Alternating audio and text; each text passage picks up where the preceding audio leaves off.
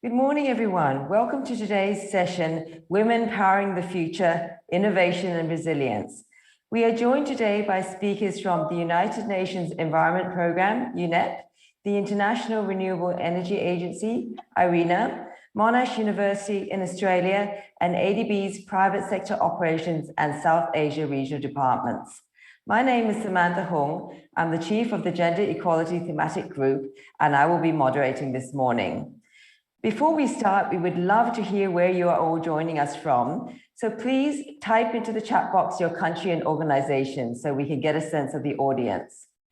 Today, in this 1.5-hour session, we will hear from 5 remarkable speakers who have a wealth of knowledge and experience bringing gender into policy, finance, research, capacity building in the energy sector.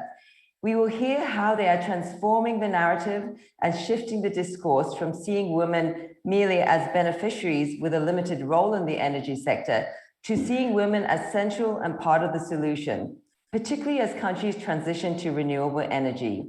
We also really want to hear from you, so please post your questions and we will have 2 opportunities during the session to ask our panelists to respond. So first of all, we are really delighted to have Suzanne Gabry, Director General of ADB's Private Sector Operations Department, to open our session. Suzanne joined ADB earlier this year, and she brings 28 years of experience in private sector finance and emerging markets. She will speak about mobilizing capital to support women-owned businesses in the renewable energy sector. Suzanne, you have the floor. Thank you very much. Good evening, good afternoon, good morning, wherever you are, and greetings from Montreal in Canada. It's my pleasure to join you here for this session on women powering the future, innovation and resilience. As Asia and the Pacific's energy demand is projected to double by 2030, with about 200 million people without electricity and more than 1.7 billion people without access to clean energy, Goal number 7 of the Sustainable Development Goals sets out to ensure access to affordable, reliable, sustainable, and modern energy for all. For inclusive and sustainable development, it is an opportunity to also ensure that we simultaneously work towards meeting goal number 5, to achieve gender equality and to empower all women and girls in our shared efforts in the transition towards renewable energy. At ADB, we are in a position to make the integration of both, the transition towards renewable energy and the achievement of gender equality happen through our sovereign and private sector operations. ADB's operations are guided by 7 operational priorities, including a priority to tackle climate change, to build climate and disaster resilience, and to enhance environmental sustainability. In its strategy 2030, ADB is targeted to ensure that 75% of the number of committed sovereign and private sector operations on a 3-year rolling average will support climate change mitigation and adaptation by 2030. At the same time, both our private and sovereign operations are guided by operational priority number 2, accelerating progress to gender equality. By 2030, at least 75% of the number of ADB's committed operations on a 3-year rolling average will promote gender equality with impactful gender features integrated as part of the project design. ADB's operational plan on gender equality also recognizes that a critical element of women's economic empowerment is women's entrepreneurship. So I'd like to pose a question to you, members of the audience. What is the most important enablers to empower women-owned, led businesses? And I think that we have the question which is being posed up there. So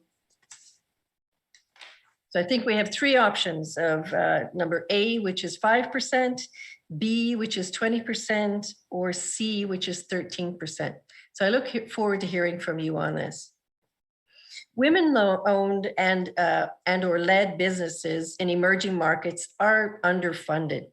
In over my 2 decades of working in private sector financing, one of the key challenges I have noted is the lack of access to formal financing that has impeded businesses, women in the respective industries. And it's certainly something that I have personally seen. For example, only 7% of total private equity or venture capital funding in emerging markets goes to female-led businesses. A study by Women's World Banking also found that women-owned or led SMEs were underserved, unserved, and also not seeking a formal credit advancement. Over 80% of women-owned or led businesses in Indonesia and an estimated 80% in Vietnam and 75% in the Philippines did not have access to formal credit.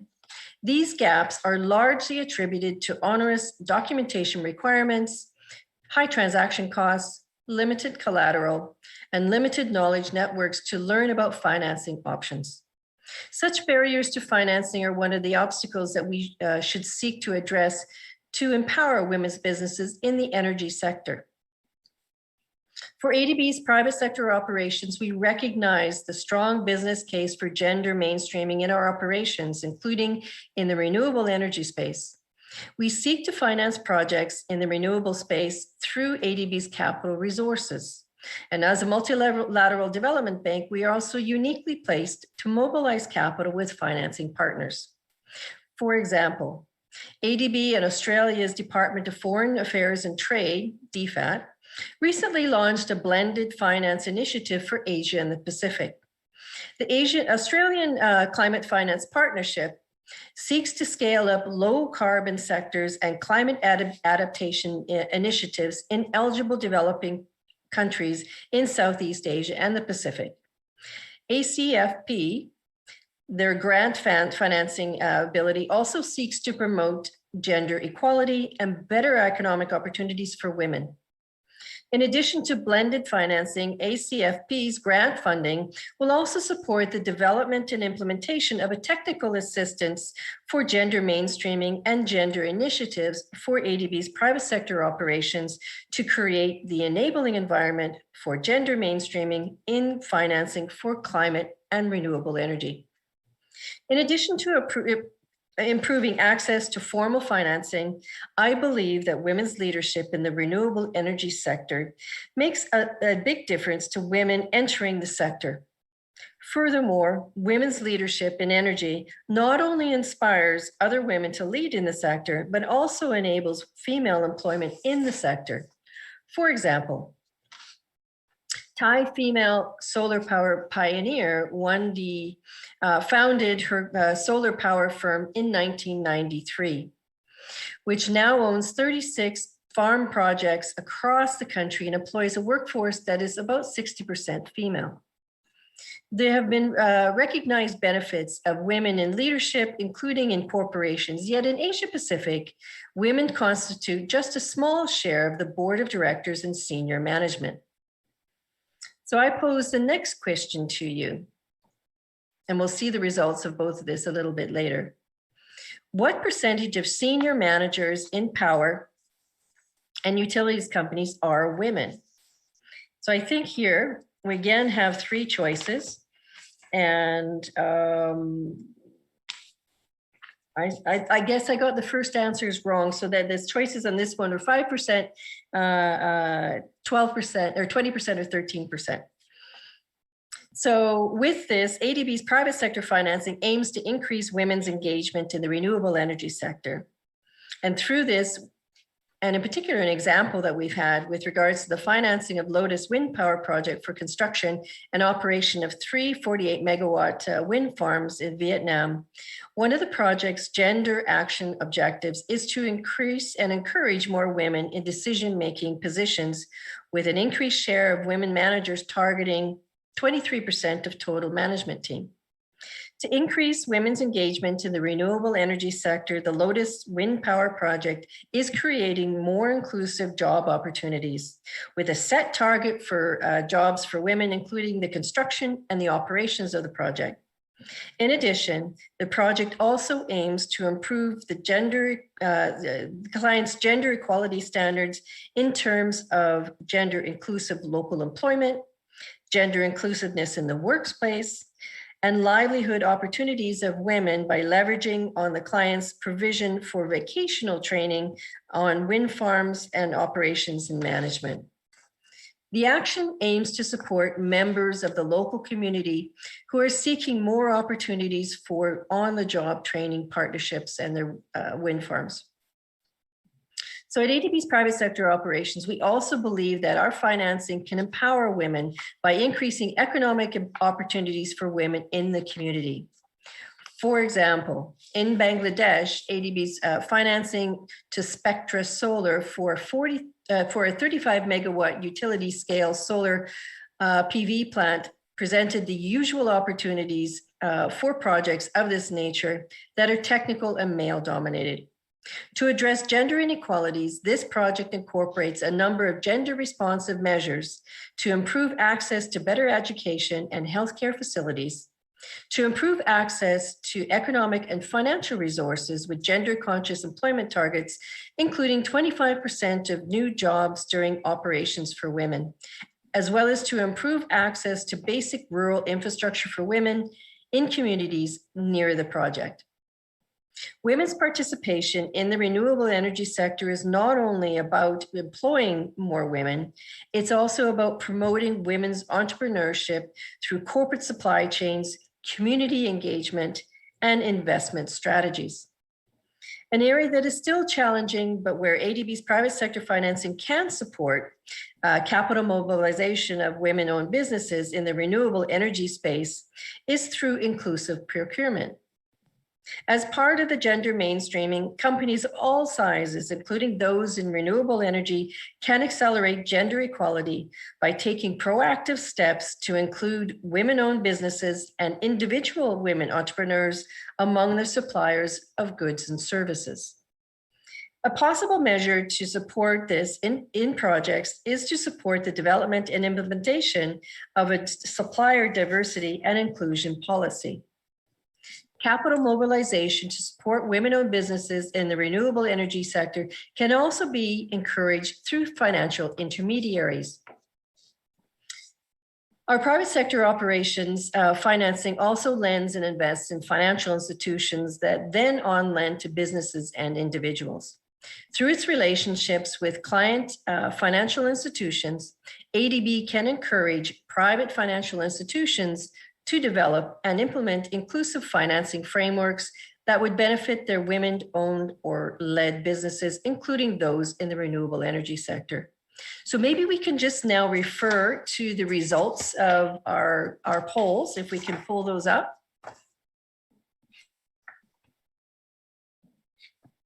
They're up, okay. I can't. Sorry, I'm having difficulty seeing them. So if it looks like this, that the first question about what is the most important enablers to empower women-owned, women-led businesses, the answer is primarily access to finance. And I think that that's an important indicator and also is supported by a lot of data and stuff out there. I myself personally, like I said, have actually been in those situations where, you know, because you're a woman, you don't necessarily get the financing that you need for a very good project. So what about the second question, which is what percentage of senior managers in power and utilities companies are women? So I think the top answer in there is 5%, but I think that overall, it's actually a little bit more, it's 13%. So that's a really interesting differential as to perceptions and the reality.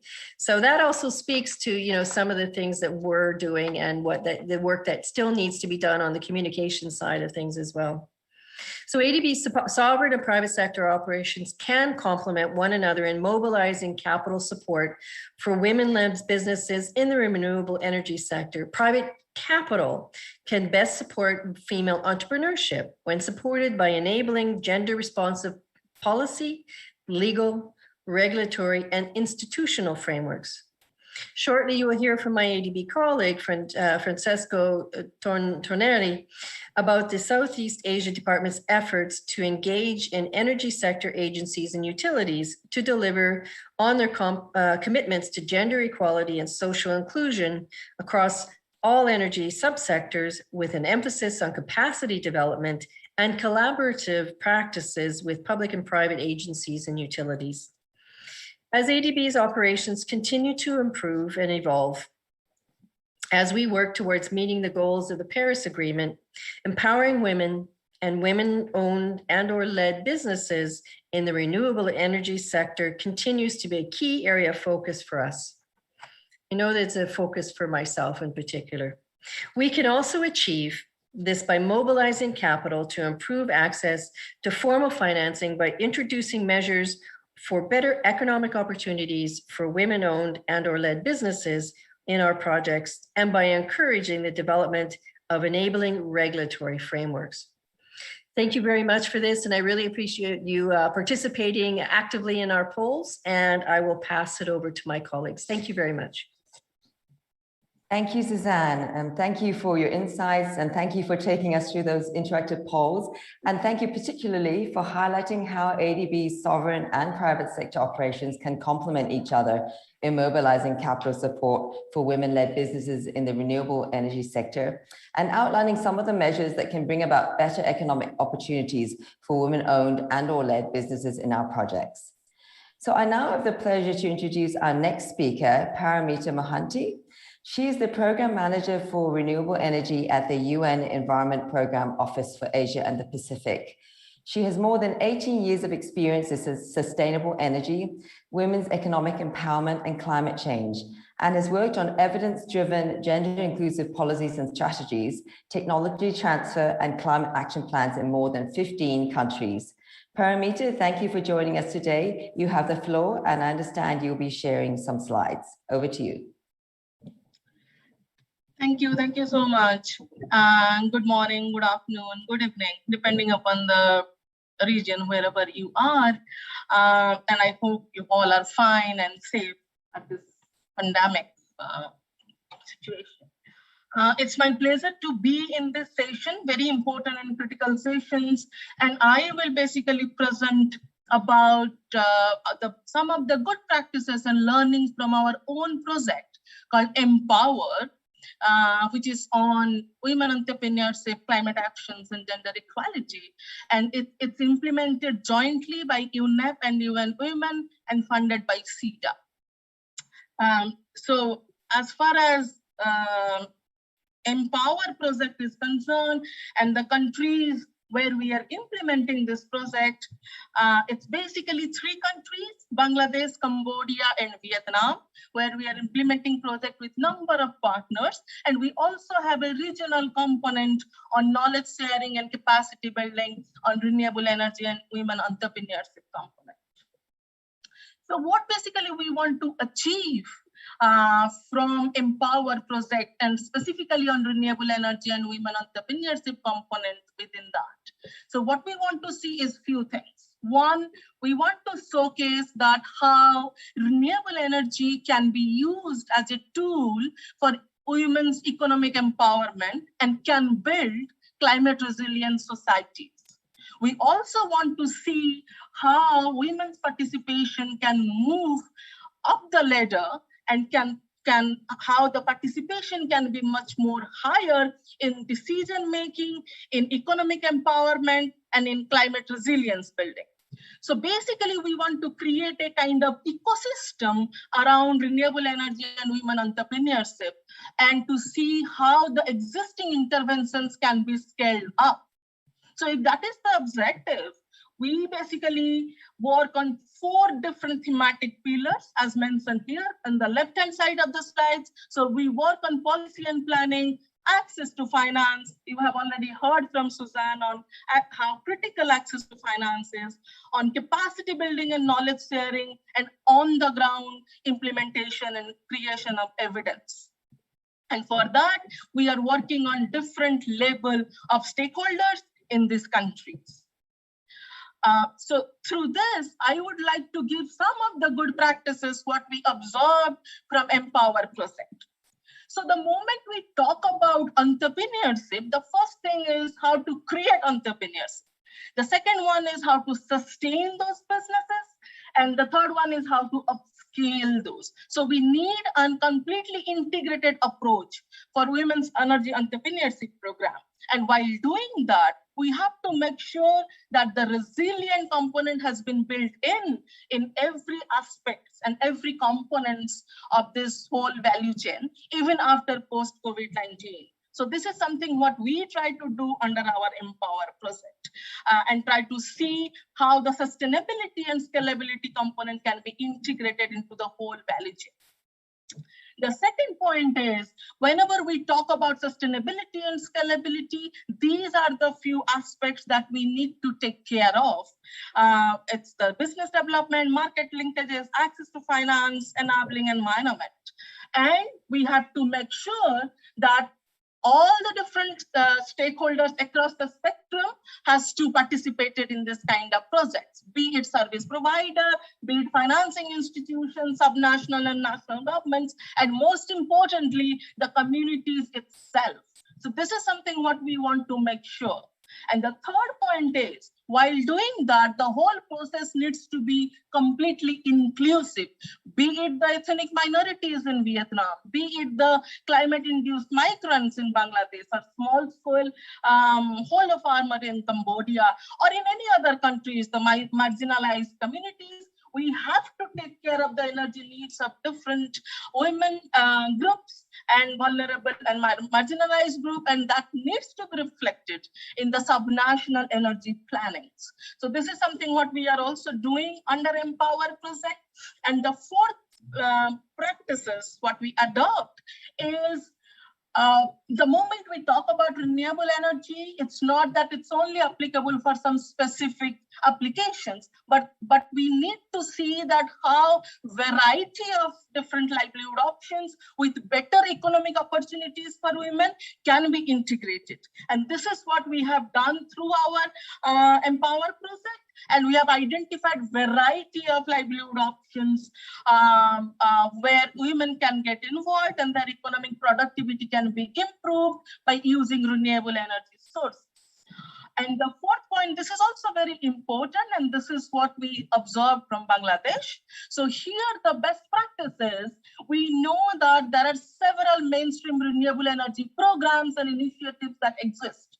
But can we integrate the women entrepreneurship component in those mainstream RE programs and make it more viable? This is what we are trying to do with one of our partners called IDCOL in Bangladesh, where they have a whole or full-fledged solar irrigation program, and we are trying to integrate the women entrepreneurship component into that. So the best part is if we get successful, then some of the mainstreaming RE program can be converted into a more holistic program with women enterprise development linked into that. So those are few of the examples. I know I don't have much time to speak on each of those components what I mentioned, but some of the numbers what we achieved so far under Empower, I have already talked about few of those, but I would like to mention two things here. One is on, as we know, access to finance is one of the critical components. We with few of the banks in Vietnam and Cambodia have created dedicated credit line for renewable energy and women entrepreneurship. And we are able to leverage output financing, which is also supporting and scaling up of those kind of interventions. We are also working with provincial government and developing number of provincial action plans in Cambodia and Vietnam so far. And we are in the process of developing the national action plan on renewable energy and women entrepreneurship in Bangladesh. So what basically we have to see is we have Empower program. Besides Empower program, there are a number of impressive interventions exist in the world and in this region. So women entrepreneurship is definitely getting traction. But what we want is those enabling environment which would facilitate in scaling it up in future. So for that, what we need is these 4 pillars. So we need policies and strategies, we need initiatives, we need sustainable funding and access to finance. We need training institutions to design regular skill development programs, mentorship programs, and we need business network to come forward, and we need to work with women's institutions, and collaboratively as a community, we can contribute in scaling up of those interventions. So finally, this is my final slide. So few of the key messages that I want to give here through our own experience as well as the best practices observed across the world. So one is, it's very critical to reflect the learnings and best practices from the ground into the policy formulations. And we have to have a process where we can facilitate that. We need to develop the provincial action plan or sub-national plans on renewable energy and women entrepreneurship, which can build the existing institutional and budget structure. We don't have to create a parallel operations because it's not going to be sustainable in future. But if you have integrated into the budget structure, then there is a possibility that even after the exit of the project, the national budgeting systems can support those kind of initiatives. It's important to link RE women entrepreneurship with NDCs, with SDGs target, so that it will be considered as one of the priority sectors for the countries, and it will contribute to the commitments given by the countries to Paris Agreement. Access to finance, we have already discussed on that, and we have to see how the invested funds become more revolving and catalytic. And Susan has already mentioned a number of points on this, so I would not repeat that. But we also realize that climate resilient gender lens investment has been the focus, and we need to work enabling or facilitating instruments around that. And finally, we need to have access to skill sets and bring in digital technologies to improve the access to market and skill sets of women entrepreneurs and make them or make their businesses more effective and efficient by bringing digital transformations and providing them all the different kind of skill sets that they need in order to sustain and expand in this business. So with this, I will stop here. But if you have any further questions and any clarifications, we can definitely talk later on. My email ID is given here. So I'm looking forward for more interactions and discussions with all of you. So with this, I will stop here. Thank you so very much to all of you for your patience listening and looking forward for more interactions. Thank you. Thank you, Paramita. Thank you for your passionate presentation. You obviously have a wealth of experience to share. It's quite important, as you pointed out, the linkages and alignment between what happens on the ground and policy, particularly that support for women's entrepreneurship is linked with sectors identified in the NDCs and SDG targets. So this kind of policy and program alignment will really support countries in the region to advance implementation of their commitments under the Paris Agreement, as well as in achieving their SDG targets. So we do now have some time for questions from the audience for Suzanne and Paramita. So please feel free to type them into the chat box. The first question we have here, and I'll leave it to either of you to answer, is that we know that in supporting women's entrepreneurship, there's an ecosystem of stakeholders that need to work together. So what have your lessons been in terms of bringing key partners together to support women's entrepreneurship in the renewable energy sector? So either of you, if you'd like to join in, please go ahead.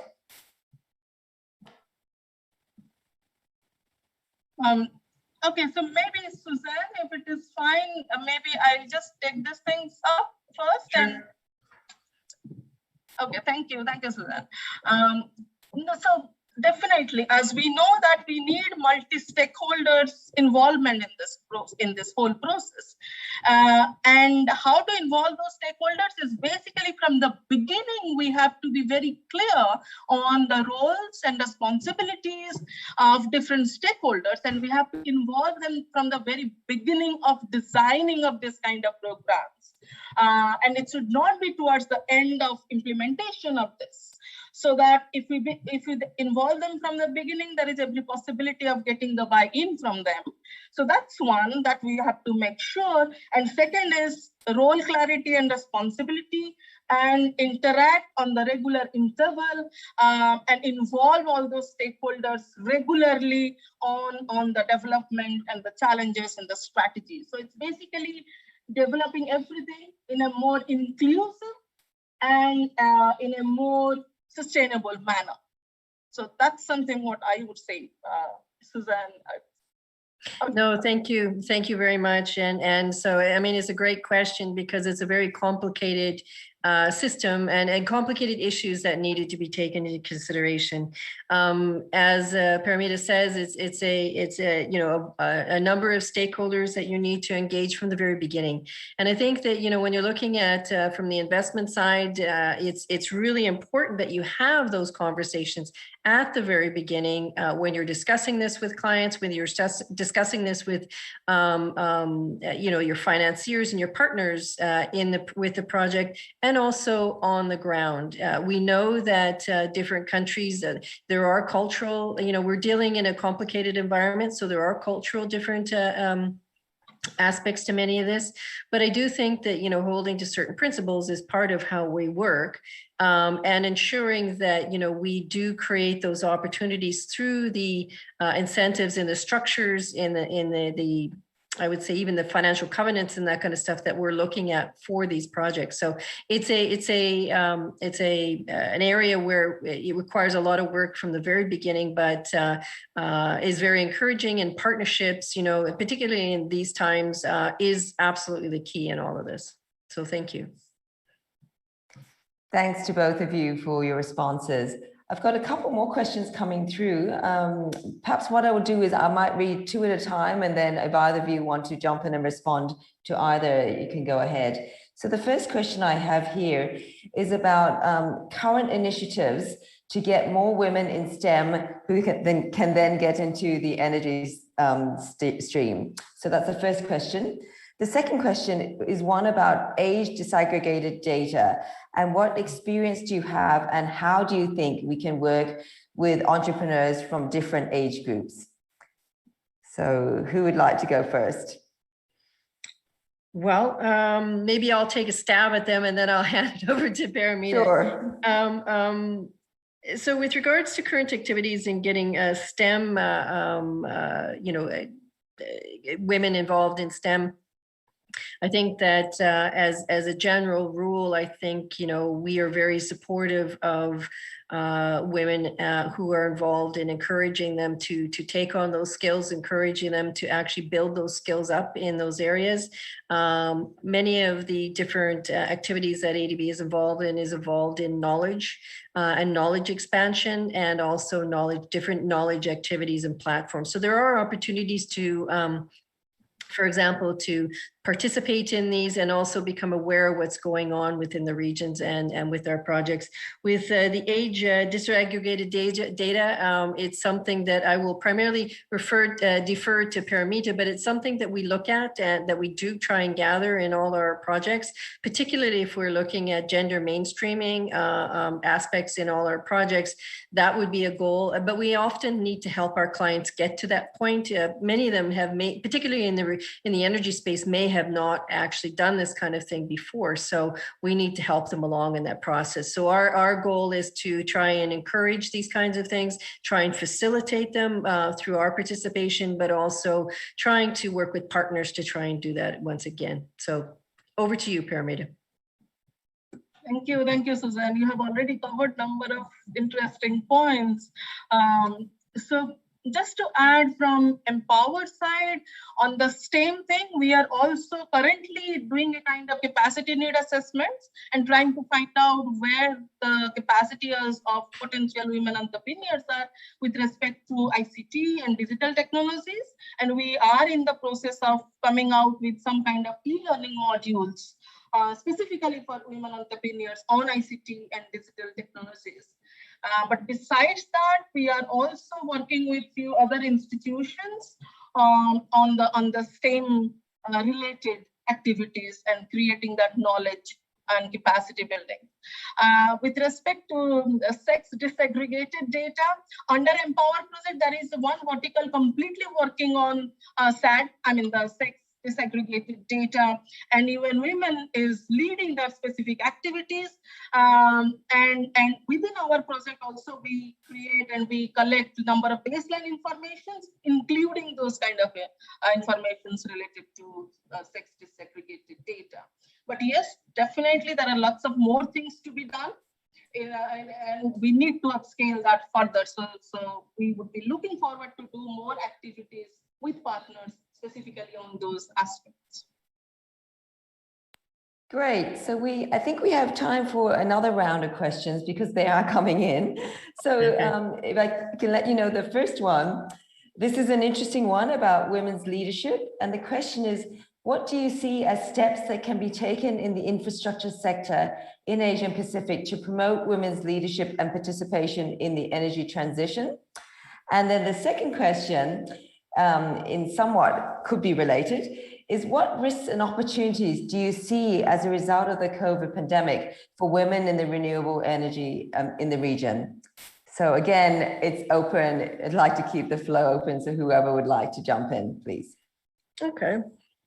I can take a stab at them first, I guess, if you're okay. So with regards to women's leadership and infrastructure and energy transition and all these different areas, I think what is really important is to become involved and actually to find out what's going out in the sector, to participate in events, to connect. And actually, as women, we often are very timid about approaching people, asking questions, and over the years you find the worst that they'll tell you is no. But at least you can make those connections and also then ask for opportunities. I think that many times women believe that they are not fully qualified, for example, in certain leadership positions. I've seen it firsthand where you have a leadership position, a woman has 9.5 of the qualifications that they're looking for, and is very dubious of whether they're going to put their application in or whatever. And guys, often they'll have, not often, but sometimes they will have one or less than that, and then no problem, they'll put their CVs in, that kind of stuff. So I do think that we need to actually be more self-advocating and promoting our stuff. And in the energy space, I do think that you need to be curious. You actually need to actually understand the dynamics and the skills. And so that's why STEM, understanding that part is really, really important, and have the analytical skills and the technical skills to go along with it. So that is, I think, is a really important aspect of it. So with regards to risks and opportunities during COVID, I think that what some of the things that we've experienced at ADB is that the infrastructure portfolio is surprisingly, or not, maybe not surprisingly, it has been quite resilient as a result of COVID. We're still not out of COVID. We'll probably see the lagging effects of that for quite a number of years to come. But I do think that some of the opportunities provides in the infrastructure spaces, particularly in the technology aspects of it. And, we know that, we're here in a virtual event. So those kinds of technology aspects and infrastructure is super important, and maybe had been underappreciated by certain countries and sectors previously. But I think it just kind of reorients people that, COVID is a terrible thing to happen, but I think that, it does present opportunities for other activities to take place. And technology and technology-based solutions are certainly part of that. So, Paramita, over to you. Thank you, Suzanne. I'll just substantiate on the second part what Suzanne said.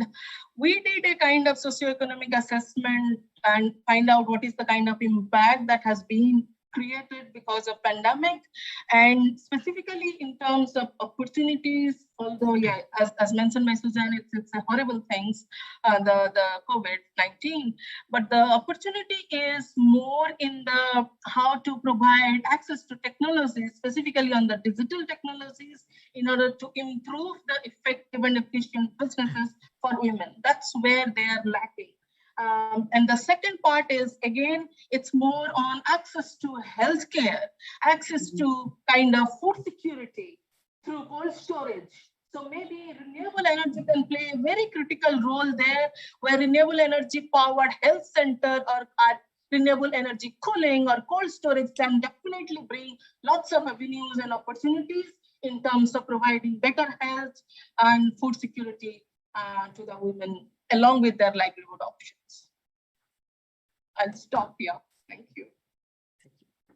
Thank you very much. And thank you to the audience for your interesting questions to Suzanne and Paramita. Unfortunately, we've run out of time for questions as we need to move on to the next portion of the session. But please join me in thanking Suzanne and Paramita for giving their time with us and also for sharing their valuable insights. It's been a pleasure to talk to you, and I'm sure the audience will agree. Thank you very much. Thank you. Okay. Thank you both. So we will now move on to the next segment, and we'll hear from our next three speakers who all bring complementary and interesting perspectives. So firstly, I'd like to introduce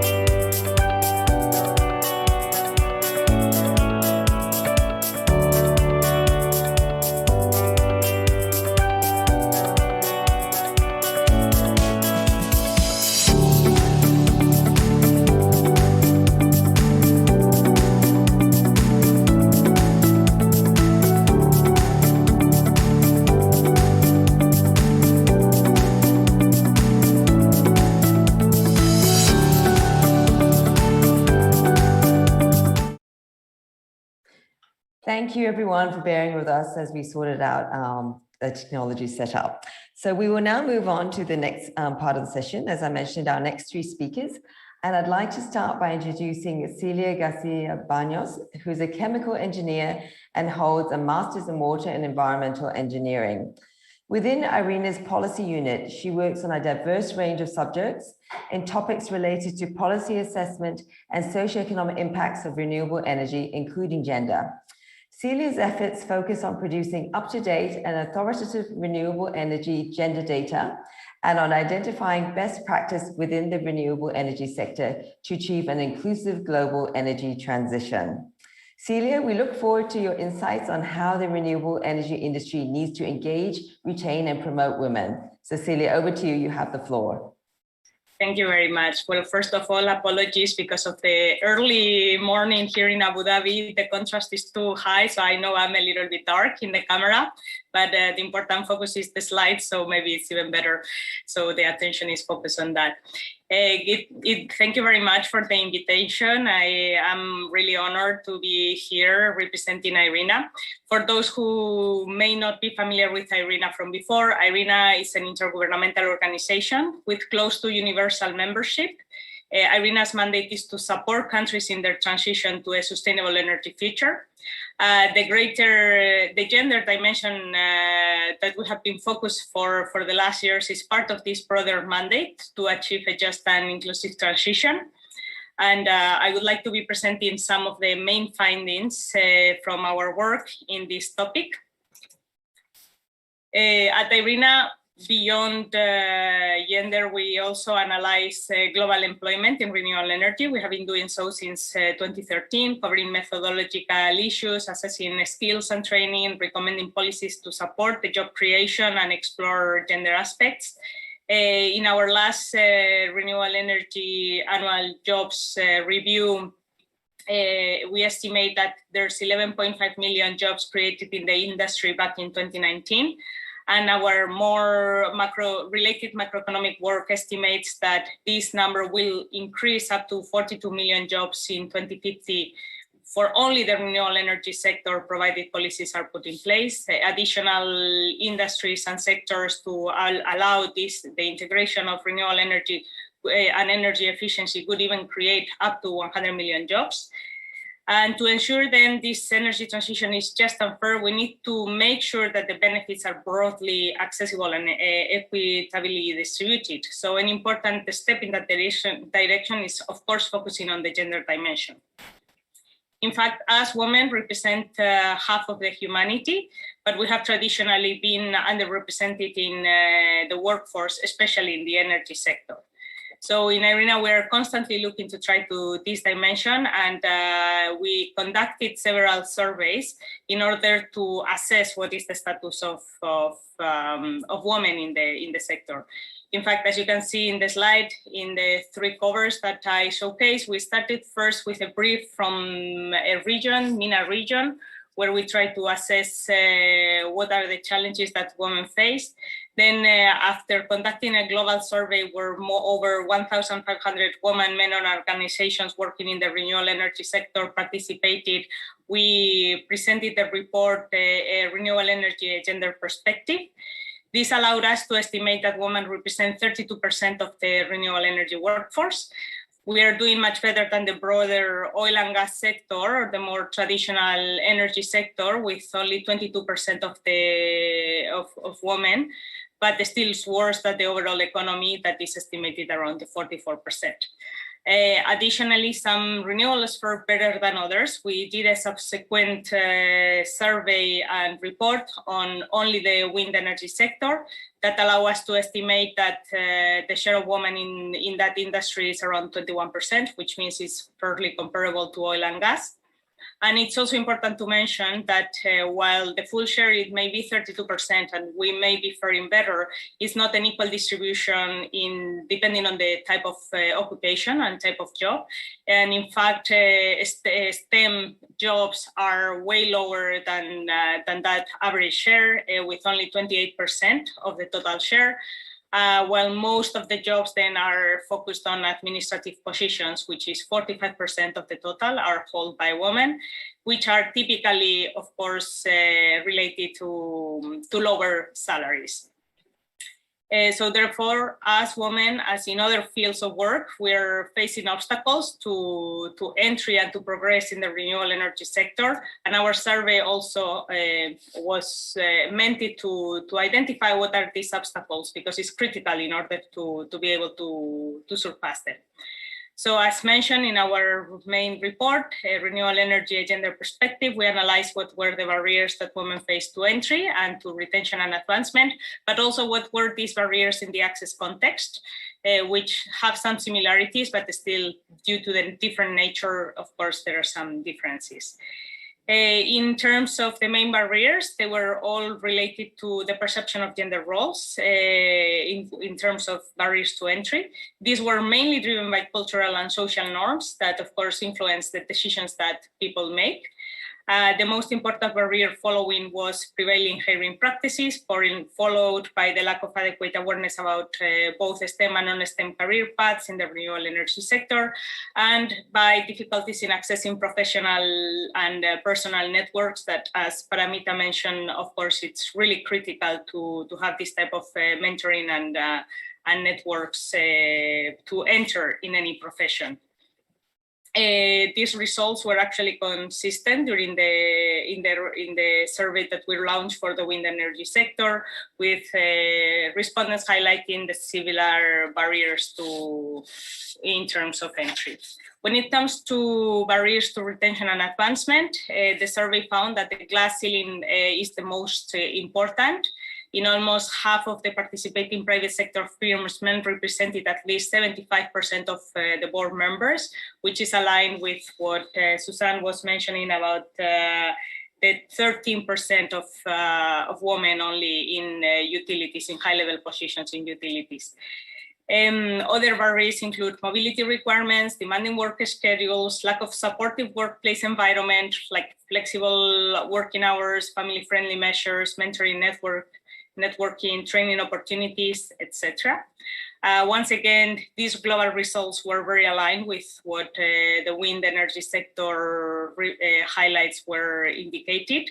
And in the wind energy sector, actually another finding was also flagged in terms of the discrimination of pay, the pay gap that exists and continues to be a significant feature of women working all over the world and in any other industry. In terms of the barriers in the access context, again, the decentralized nature of these technologies allow for different type of opportunities and jobs.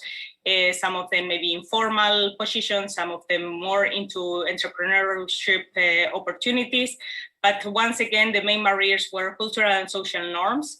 Lack of gender sensitive programs and policies was also flagged as a very important obstacle, and the lack of skills and gender specific training opportunities, which I'm happy to see that a lot is being done from every organization participating today. So in that regard, there's some measures that are possible to be implemented, and of course they need to be tailored to specific circumstances, but it's worth highlighting. First of all, mainstreaming gender perspective, it's critical through audits and awareness training that can change the broad perceptions as well as specific workplace practices. For example, Energia has been supporting different countries from Botswana, India, Kenya, Philippines, Sri Lanka, and Tanzania in terms of auditing this energy sector policies to implement a gender lens. It's also important to level the play fields for both genders. So that can be achieved by creating supporting networks, mentorship arrangements for women, publishing training opportunities, apprenticeships, and of course, access to finance, which once again, as Susanna mentioned, is a critical obstacle that women face. Access to education and training has to be improved. It has to include a change in the university curriculum, allowed for scholarships, internships, and even enrollment targets, and create vocational training with a gender lens. There's plenty of examples right now in the world that are having a successful story, like Berkeley or MIT. They adapted their curriculum to attract more women, and numbers increased, which means that the workforce in the future will have a higher number of women in these particular occupations. And an additional measure that can be taken is introducing gender targets and quotas. It can be done through, for example, goals for gender diversity and equity, or encouraging gender through the deployment policies. Like, for example, there's some options all over the world that have a gender lens integrated. Again, there's plenty of examples, but it is a fact that countries with mandatory quotas for corporate boardrooms, such as France, Germany, Norway, have achieved a higher share of women in those without these voluntary measures. Committing the leadership to ensure workplace policies and practices such as fair and transparent decision making and equal pay is also critical. In Iceland, for example, the public utility of Reykjavik Energy adopted policies to eliminate the gender pay gap, or Energy Australia raised women's salaries in 2018 to achieve pay parity with men, which accounted for almost $1 million just for 30 women working, which means, again, that pay gap exists, but can also be removed. And last but not least, work-life balance has to be also more flexible. The work arrangements, of course, part-time employment, flexi-time and job sharing opportunities should be available, and paid parental leave for both parents in this case. I think in this case, in terms of flexi time or telecommuting, the pandemic has taught us something, but it has also given a broader difficulties for women, which is also to be taken into consideration. So I would like to finalize saying that advancing equality and diversity in the energy sector is a compelling proposition. It's a win-win. Establishing gender as a pillar of energy strategies will produce a swifter and more inclusive transition while accelerating an attainment of multiple SDGs. I think the COVID-19 context has taught us that more has to be done, and unfortunately the pandemic has been really bad and had a very bad impact on women. And I would like also to finalize saying that in Irena we're still committed to the cause. We're going to be mainstreaming gender in our work, and we are now in the working process of a new survey for the solar PV industry. The link and the QR code to access it is there. So I would like to encourage anyone working in the sector or with friends who are working in the sector to encourage to participate, because gender disaggregated data is important and this is the only way to do it. So thank you very much. Thank you very much, Celia. I think all of us in the working in this area appreciate that the power of sex disaggregated data is critical, and we really appreciate the work that Irena has been doing by conducting such surveys and research on women's participation in the renewable energy sector. It's also very relevant, I think, what you shared to some of the questions earlier on in the session about how do you get more women into STEM and women's leadership in the sector. And you really need to start with the evidence, and the data part of that is really key. And without this, we wouldn't have the level of information to inform policymakers. So thank you for that. So moving on, we would now like to hear from the next speaker, who's Kari Dahlgren, and her presentation will focus on gender in energy policy and planning around emerging technologies. Kari is a research fellow in the Emerging Technologies Research Lab at Monash University in Melbourne, Australia. She's a social anthropologist and ethnographer interested in the social and ethical aspects of energy production and consumption in Australia. Kari, you have the floor. Thank you very much. And thank you for the invitation to speak here today. I'm going to switch it up a little bit. We've been hearing a lot about women in the energy sector and the need for greater representation of women and women entrepreneurship. I'm going to be talking a bit more about women as consumers of energy and taking them into account in energy planning.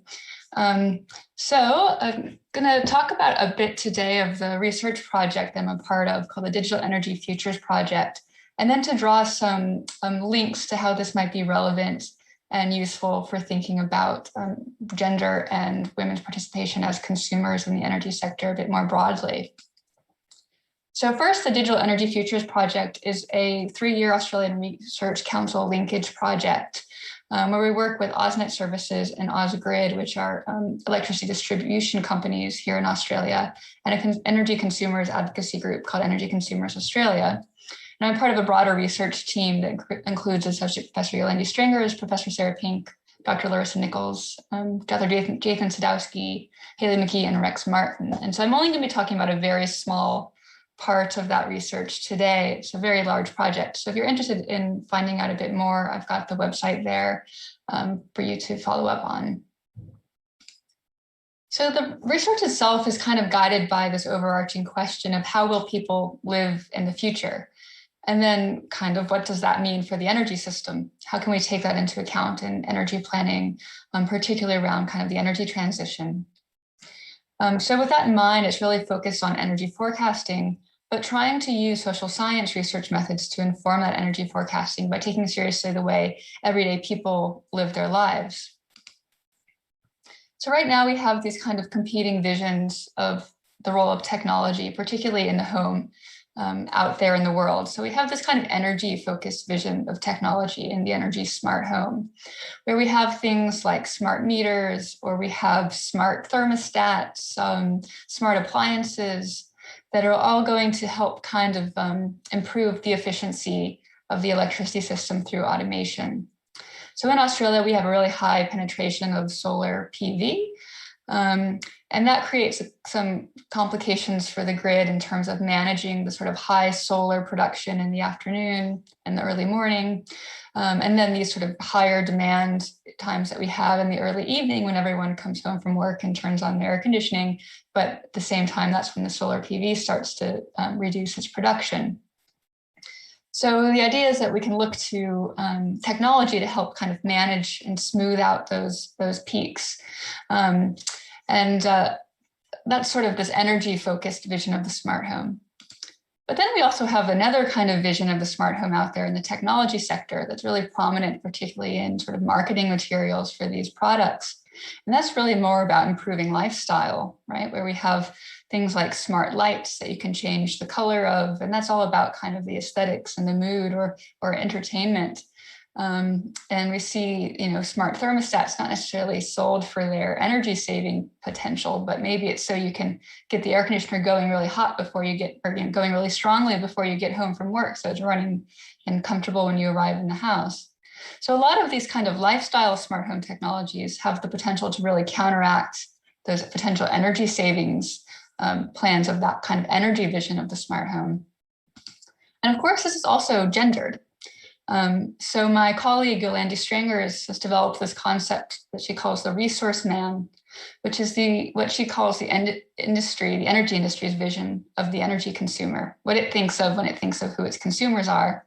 And this is a quote from her book, which he is imagined in the image of his utopian masterminds, engineers, economists, and behavioral scientists, and is positioned as an efficient and well-informed micro-resource manager who exercises control and choice over his consumption and energy options. So he uses technology and he responds rationally to price incentives, and he shifts his energy in response to them. But in reality, we have something a bit more like maybe a flexibility woman who Caroline Johnson has identified in her research. And this is how energy is often actually flexibly managed generally often by women and often without technology. So this is her quote. She had knowledge about her family's consumption habits, the loads in the home, and the schedules of life that shaped her household's electricity demand profile. She may not have talked about that in these terms or made such connections explicitly, but she had this knowledge because she knew when the laundry had to be done and when it could wait. She knew when meals were to be eaten and therefore when food needed to be cooked. When asked to shift electricity consumption in order to contribute to system level benefits and generate individual rewards, she tried. She differentiated between necessary and indulgent consumption, or put in place simple technical fixes like using a thermos flask to store energy and shift its consumption. So in line with these kinds of trying to complicate industry narratives by looking at everyday life, our research is broadly informed by ethnographic research to try to complicate those industry visions. So we've just recently completed ethnographic research with 72 different households in Australia, in New South Wales and Victoria. And the goal of this research was to discover the emerging trends in digital energy futures across 7 domains of everyday practice and everyday life. So we identified these key practices, routines, and priorities that were unfolding both now and those that were likely to unfold in the near future that involve digital or energy technologies. We looked at the energy implications of some of these trends, how we think they might unfold, and their impacts on the electricity sector. And we looked at also at people's everyday future visions, what their hopes and anxieties and aspirations are for their own futures. And finally, we try to kind of synthesize these findings into a series of 10 key principles that we think will help to inform and orient energy planning and forecasting in a slightly kind of further future. Sorry. So just briefly, some of the findings that I think are a bit relevant to these kinds of gender questions, although we have so many more findings. But the first one is that we found that sort of middle-aged and older women felt really unsure about what technologies might offer them. They often believed that technologies weren't really marketed to them. And that was particularly true for women without children who didn't really see themselves in kind of the way that these technologies were portrayed as being useful. We also found that the approaches of energy-interested household members to conserving energy did tend to vary by gender. Men did tend to be more interested in those more technical and automated systems as their way of managing energy, whereas women typically implemented energy conservation practices and used non-automated forms of load shifting. The There's also considerable variation within and between households in regards to their digital and energy technology skills and their interest in this. And we think this will continue to be gendered and require real further sensitivity in regards to policies and programs that move beyond the idea of a kind of one-size-fits-all vision of the consumer. And we also found that that main appeal of digital technologies was really about increasing pleasure and entertainment, not really about the opportunities that it provided for energy management. So with these things in mind, I think it's really important to keep in mind that equitable outcomes will really require approaches and policies that treat digital futures as an option rather than as an inevitability. And to avoid treating digital resistance as a sort of deficiency to be corrected, but ensure that less digitally and energy technology enabled households are not financially or otherwise disadvantaged. So this might all seem a little focused on Australia, but one of the things that's really important about our research is that it's future focused, right? So we need to keep in mind the ways in which the kind of issues that face a place like Australia with its high solar PV penetration might create similar issues around the world. And also to make sure that we're taking account gender kind of from the beginning and thinking about what the impacts of this might be in these futures we're imagining for renewable energy. So just some of the broader lessons of relevance I want to bring out just to kind of end my talk here is to think about what energy is for, right? Most households don't conceive of energy as electrons. And, even in Australia, where we have, a real, quite regulated energy market, it's not also just about sort of price incentives or any of that. It's about the practices of care and the social relations that energy makes possible, right? Cooking isn't just about getting food to a specific temperature. It's about the smell, it's about the taste, the process, and the expressions of care and expressions of culture. Cleaning and laundry rely on cultural and individual understandings of hygiene, of comfort, aesthetics, smell, and routines, not just about efficiency. And we also need to take into account women's still very significant role in household decision-making, particularly around these kinds of practices around energy use, and how this is often very in contrast with the energy sector's kind of privileging of sort of male head of household constructions as it thinks about decision-making in the home.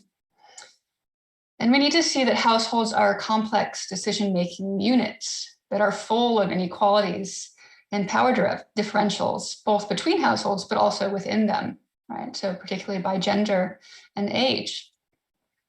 And finally, like I said before, we need to be future focused. We need to keep an eye on how policies and programs that are being implemented today have future ramifications, and to look to what future that the people themselves of all genders desire and work with them to help make those possible. And so, like many have said before today, we need to make sure that we have a sufficient representation of women in the energy sector. That's one way that we can make sure that we keep gender kind of in the frame and in the focus. But the other point I wanted to make is, I'm a social scientist, I'm an anthropologist, but that doesn't mean I don't have important contributions to make to the energy sector. So as much as we've been saying, it's really important that women have opportunities to be educated in the STEM disciplines. It's also important that we recognize the value of other disciplines to the energy sector and the ways in which those kinds of knowledges around culture and social life are actually really things that we need to be taking into account from the beginning. And also women's everyday knowledge, right? Not even that kind of official university expertise, but women have a lot of knowledge about energy. They might not know about it, know the right words to describe it, but they're the ones who are actively managing it in everyday life. So that's it for me. But if you want to connect with us or learn anything more, please do look up the project or get in touch. It's the Digital Energy Futures. You should be able to find it by Googling it. Thank you very much. Thank you very much, Carrie, for such an interesting presentation. I mean, that's the richness of these kinds of panels where we hear different angles that allow us to deepen our conversations and apply insights to different contexts. You raised some really critical questions about why we need to integrate gender perspectives in the design of new technologies and how we need to influence industry narratives with a gender perspective of consumers. I really liked your flexibility women, as you described, and the different segments of women that we need to consider, such as influences from age, and also the influences of internal household dynamics and power relations. And also, pointing out the importance that women may not speak the lingo, but they bring really valuable complementary knowledge to the table. So we'd like to now move on to our third speaker, who's actually my colleague, Francesco Tornieri. And Francesco is a Principal Social Development Specialist in ADB's South Asia Regional Department. He's been working for over 20 years in the area of social development with a focus on gender equality, women's empowerment, and social justice. So he will share with us now the different initiatives that he has been leading within the South Asia Regional Department's portfolio to increase women's participation and build capacity for gender mainstreaming in the energy sector. So Francesco, it's over to you now.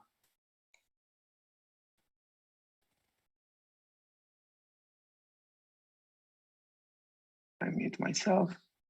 Okay, good morning, afternoon. Can you hear me? No. Okay, thanks.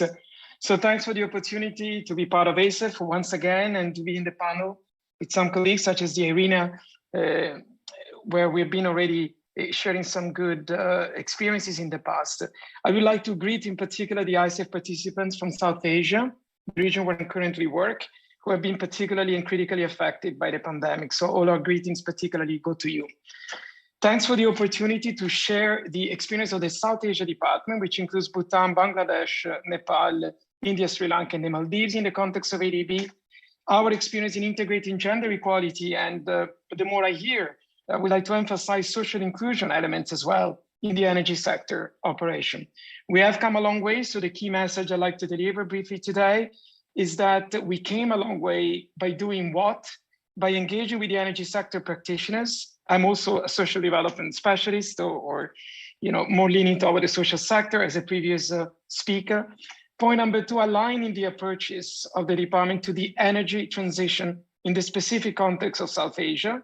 And thirdly, forging collaborative and technical partnership, which I think is also part of the scope of ASEF 2021, to inform the design of operations and the knowledge product. How did we do that? Technical backstopping by the engineering community have been sought after, as we'll hear briefly, through the Department of Engineering, in particular from the University of Melbourne. The economic community, the economic research department of the ADB, you'll see, has been critical in really bringing us a step forward.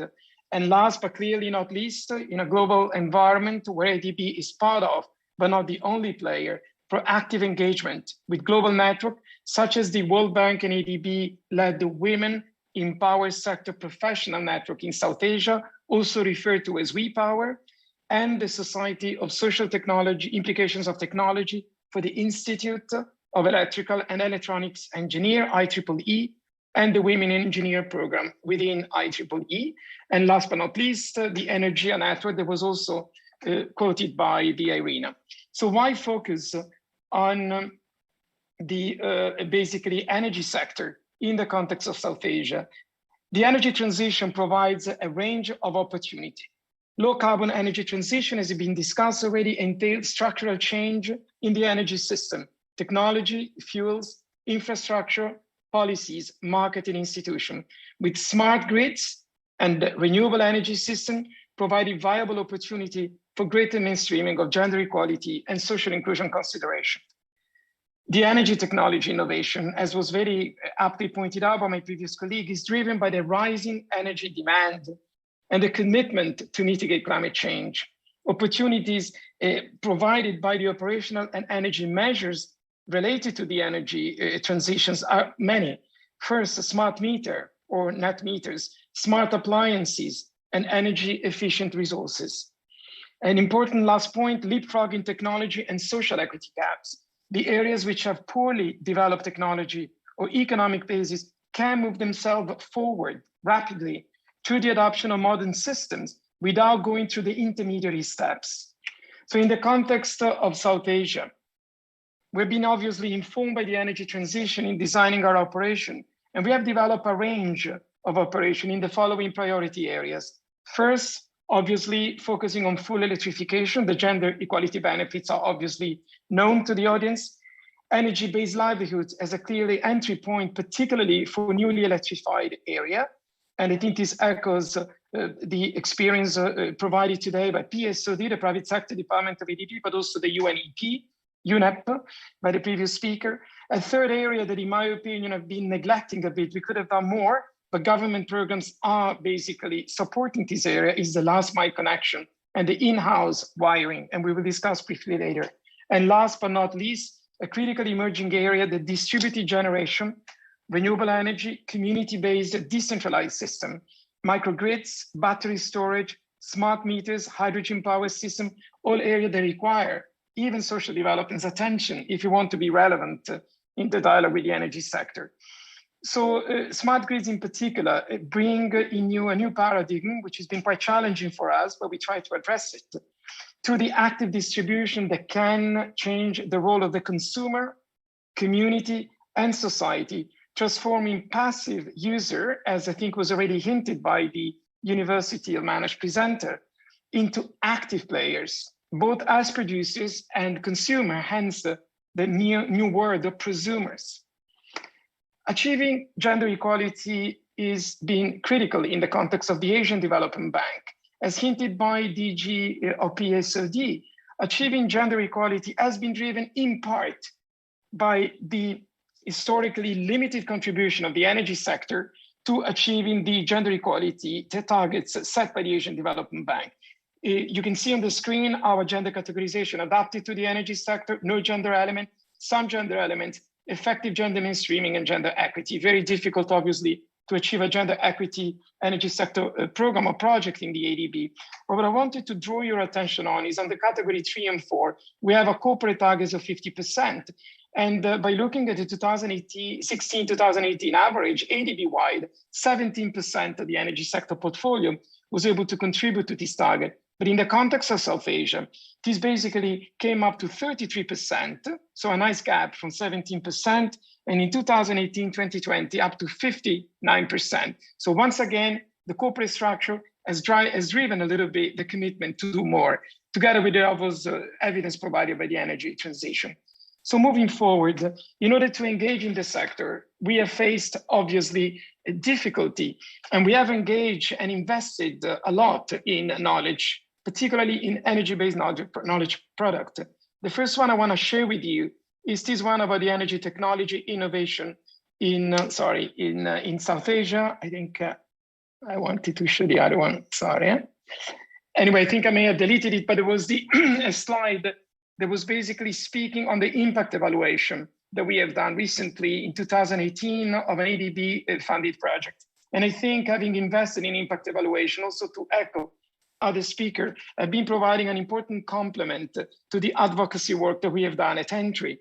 So always measuring the impact, as some of the speakers said, gender equality impact, but increasingly the intersecting dimension of exclusion and vulnerability, such as old age and disability, play out even in our support to energy-based livelihoods. So we look forward to more.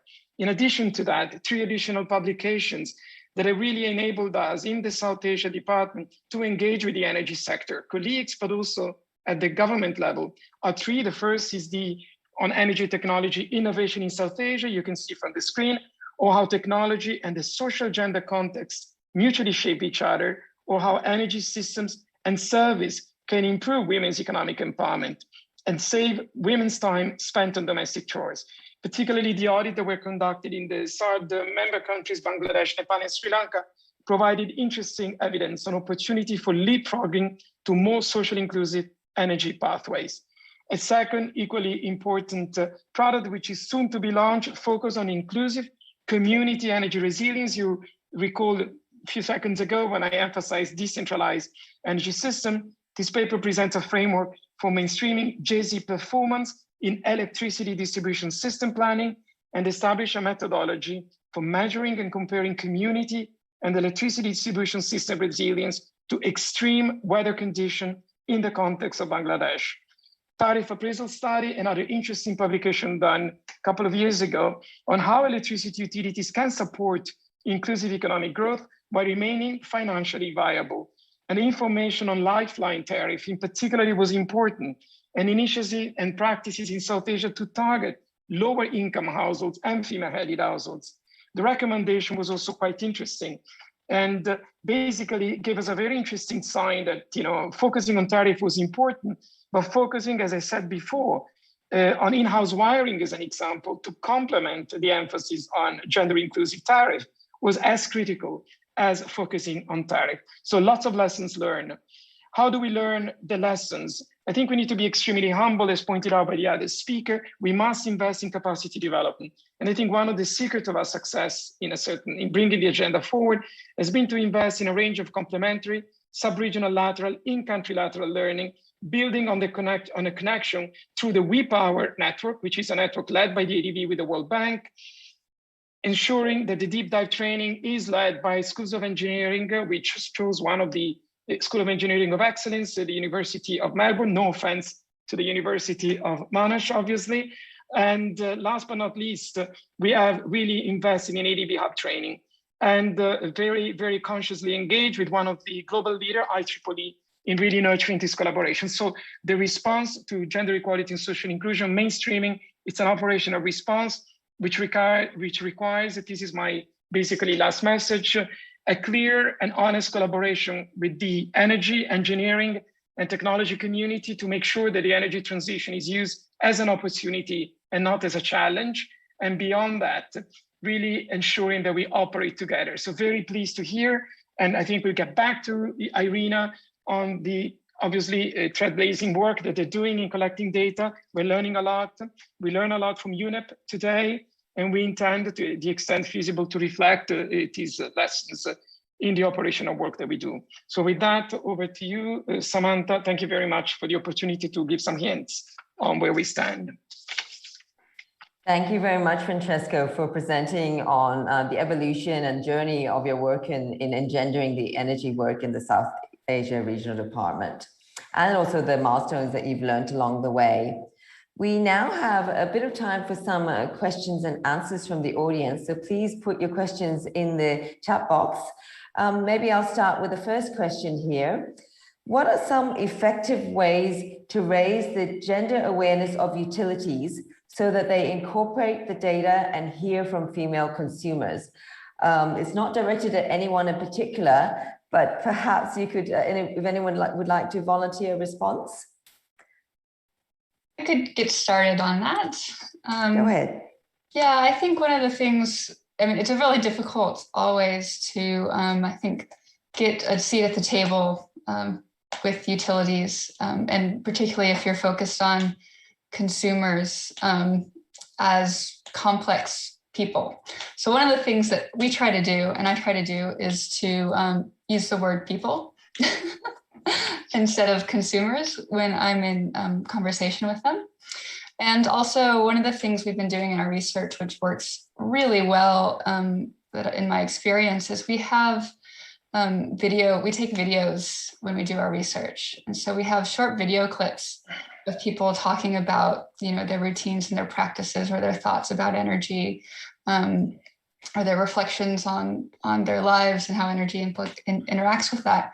And playing those little clips to representatives of industry who are also people, right? They have reflection instantly on if it resonating with their own lives, often in their own households. And they do realize that actually, you know, the gender dynamics are something that they're actually very familiar with in their everyday life, but in their professional life, they forget about them often, right? And they think they've kind of become that resource man mentality again. So that's one thing that we use that works really well. If I may, Samantha, is it possible? Yes, please, or go ahead. Just very quickly, I think it seems like a driven question, but it's not. But one of the key deliverable that we're focusing on this year is what we call the JAISY mainstreaming self-assessment tool. And we have the privilege to work with energy sector utilities, and we're gradually introducing and basically building on their commitment to gender equality and social inclusion, but working on the JAISY strategy of internal strategy. So one of the questions that we are asking is indeed, how do they collect feedback from women and men consumers So I think looking forward, we'll be able to present this toolkit, perhaps in the next 2022 ASEF, as a tool to really assess where the energy sector utilities in the context of South Asia lie vis-a-vis government commitments, how they reflect them, both public and private sector. And the good news is that we're working with PSOD, the private sector department of ADB, to ensure that this questionnaire reflect the reality of both public and private sector companies. So it's a pertinent question, and I think more needs to be done to hear from the consumers. Thank you very much. Thanks, Francesco. This is a good segue to one other question, and it might have to be the last one because of time. But this is a question for perhaps Irina and maybe also ADB. Given the pandemic situation and that governments and donors are struggling, how would you frame gender equity in energy development in order to convince them to invest? It's a big question. Celia, would you like to have a go? I was trying to unmute. Big question indeed. I think the only way to go is through it's profitable. Investing in women and investing in gender equality is profitable. There's plenty of studies on it. I think when we talk about money is when normally people understand, unfortunately, but beyond that, of course, the social aspect is very important. But that's, I think, the way to push for the agenda right now in this sense of persuading how to invest. I could be saying through the actual fact that it is investing in women gives back. Thank you. Francesca, would you like to? Samantha, by the same token, I think energy access to clean and affordable resources is the backbone of building back better. So those who think that we can escape the conundrum, the equation between gender equality, social inclusion, and energy are wrong. So I don't feel particularly demoralized. It's unfortunate, but I think the argument is solid as ever. Health sector system have failed because of COVID. If you have renewable energy system or backup system, we can provide a vital and health sector services, even in slums. Education services has gone online. So I think we all understand that education, health services, social protection system are nurtured by the access to affordable and, I would say, clean energy. So I think the nexus is there and we need to keep persisting.